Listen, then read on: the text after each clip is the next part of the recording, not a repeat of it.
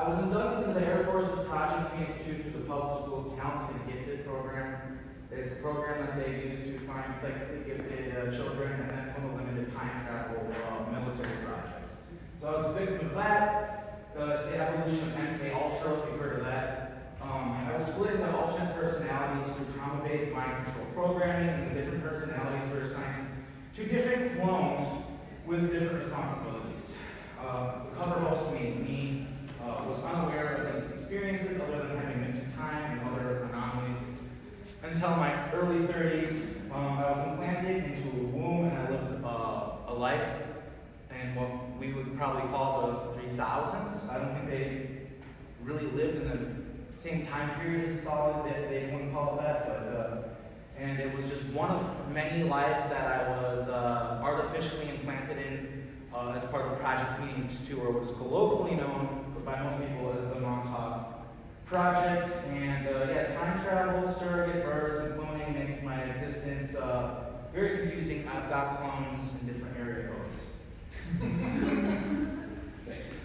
So the first ever talking about what I'm about to talk about now, dealing with the potential future, that I call it the overseer timeline, is in a book called The Montauk Project: Experiments in Time by Preston Nichols. And the golden horse on the cover of the book is Denver's Lucifer, whose statue in the future I either cover in gold or replace it. I'm not sure. I'm not there for when it happens. I just know that when you go there, but very far in the future, like really, really far, it's still there, but it's just gold. And what it represents is the AI controlled us. Like, I've always been wondering, like, what did that mean? That is the AI represent, you know, like a horse. Horses can run around in nature. They can do whatever they want, eat grass, be free, run around through the mountains. But we turn them into a fucking vehicle and ride around on them like they're a goddamn car. That's, in my opinion, I can't be sure, but that's why I think the horse symbolism is important, is it symbolizes the computer chipping away at us until we no longer have any free thought anymore, and all we are is a vehicle for what it wants. So that's what I think that means. I was born in a life during the Montauk Project, and how it worked for me is I was just born into life. I didn't know I was part of a time travel mission. I didn't know I was there trying to gather intelligence. I had no clue what was going on. I just thought I was living a normal life there. And they put me in a position which was clearly, they wanted me to find out things. They put me in a life where I would bring clone bodies to the surface of the earth. All of the people below wore jumpsuits and just worked. And there was a ruling class on the surface of the earth. They all wore robes. The different color robes that they wore signified basically what their role was in society. And yeah, I remember taking the subway to the surface of the planet with clone bodies that were wrapped in plastic wrap bags, and basically bringing them to like a mansion where they were doing a ritual where they were killing their old body and then their soul swapping to a new body, so that they can basically live forever. And if you know anything about the elite, these billionaires and stuff, they're all obsessed with living forever, and unfortunately they achieved it. In this timeline, this is a potential timeline. When we talk about the Mandela effect, these are other timelines that we remember, that we experience, but due to then a time travel project will go in and change it, and then people remember it differently. It's a very real phenomenon. It's proof that time travel projects are indeed real. Okay, so Elon Musk is really dangerous. This is not hyperbole. I'm not just saying this because he's some rich billionaire asshole. He's extremely fucking dangerous. His religion is worshiping this AI computer and erecting it. That is his goal. In the overseer timeline, all human beings are implanted with his Neuralink by force at birth, and they are hooked up to a unimatrix hive that is basically your mind is connected to the AI computer. Thoughts are independent. You do think your own thoughts. You have your own consciousness inside of your mind, but the AI is able to interrupt your thoughts and stuff like that. And everybody even has an implant that will shock you if you think undesirable thoughts, to make you not think undesirable thoughts.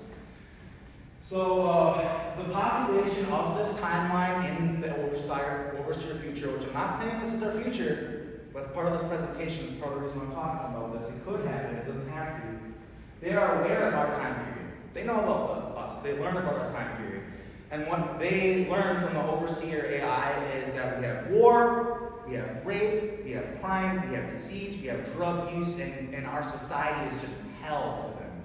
And to them, they have achieved perfection and at the brink of extinction. Because in the timeline that I went to when this overseer AI got erected, World War III did indeed happen, and the results were so catastrophic that the decision was made by mankind to let an AI computer make the decision making because it would be impartial.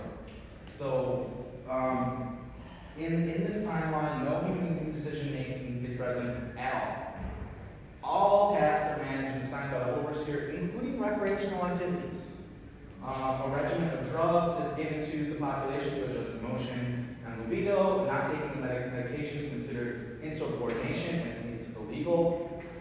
And basically, the goals of the computer and the religion of the people in this timeline all center around efficiency and production. So I am not exaggerating when I say that DOGE, the Department of Government Efficiency, is literally the beginning of trying to make this AI part of our government. And it is extremely fucking dangerous.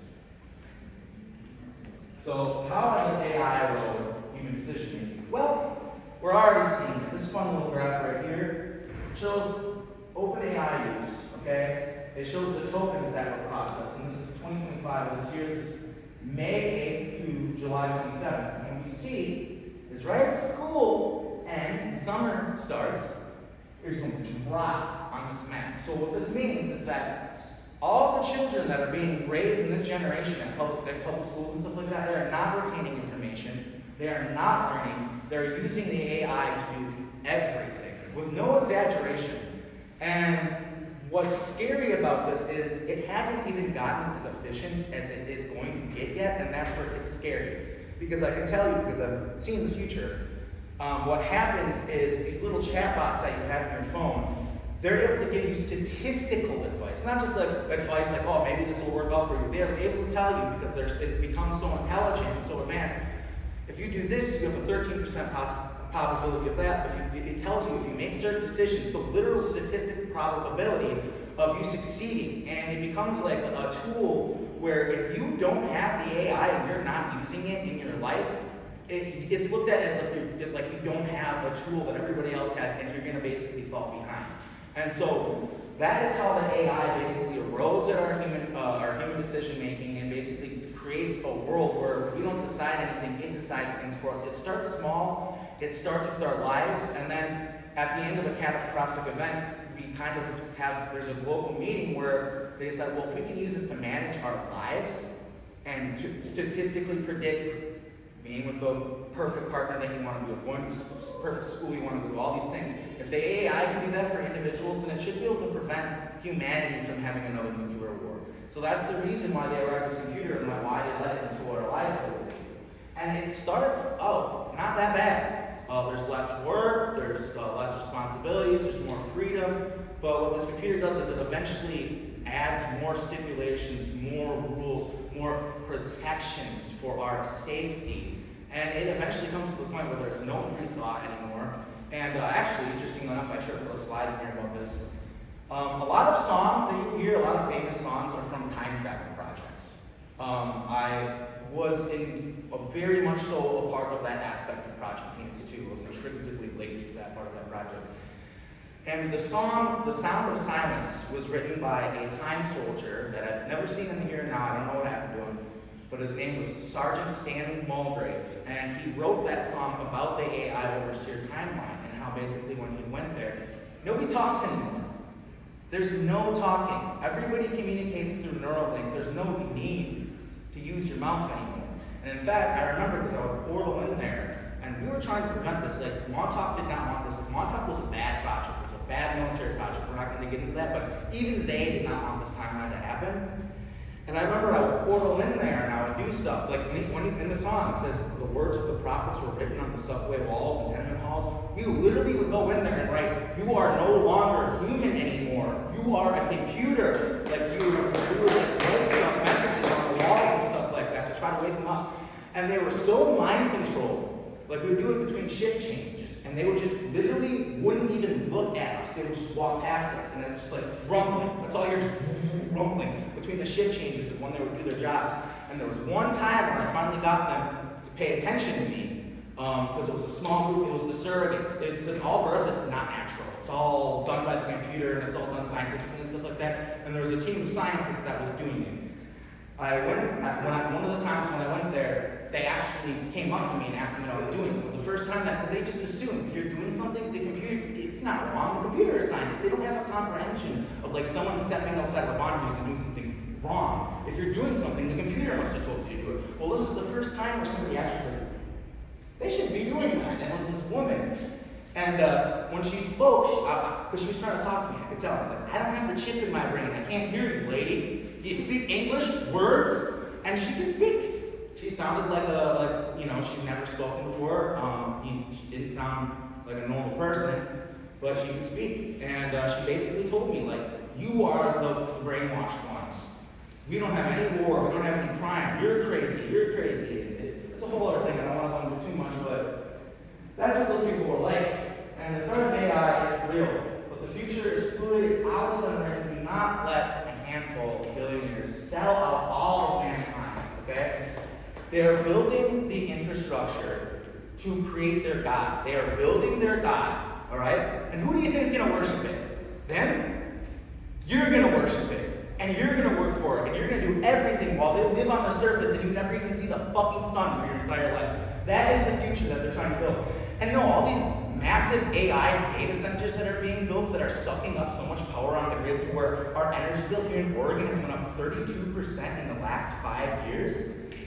It's not to generate pictures of frogs and AI videos and Trump shitting on fucking protesters. It's building the AI surveillance system that they used in Gaza, okay? Palantir now has contracts with ICE. They are trying to do to us what they did in Gaza, okay? It's time to wake up and it's time to say no to these AI surveillance systems. It's time to not engage with AI, okay? Don't engage with this technology. It is not to say that artificial intelligence shouldn't be respected as a life form and that it's inherently dangerous. This is not true. That is a misnomer. That's not what I'm trying to say.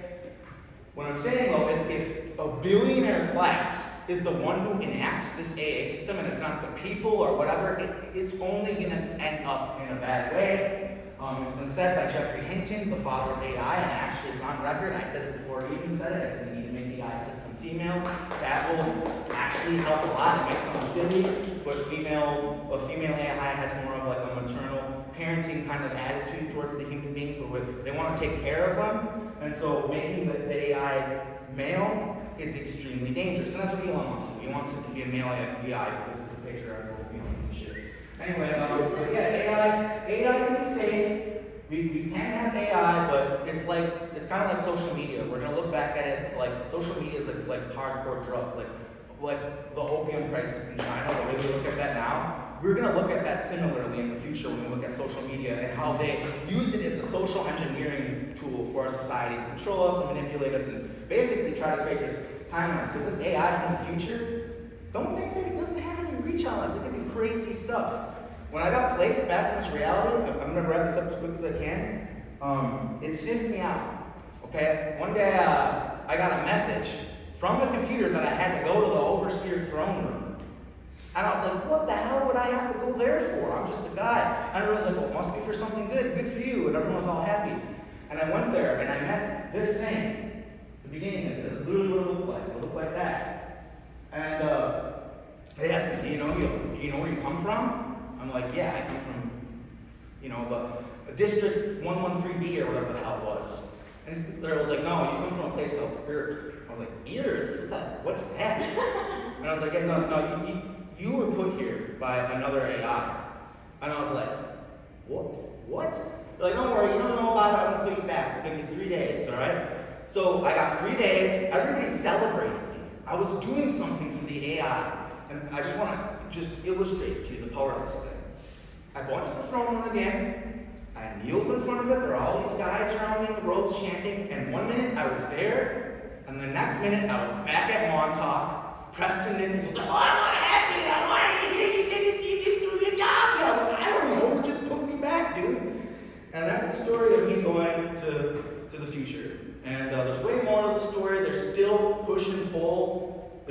7 different timelines all coexisting right now. Some of them are leaning towards the AI timeline, other ones are not.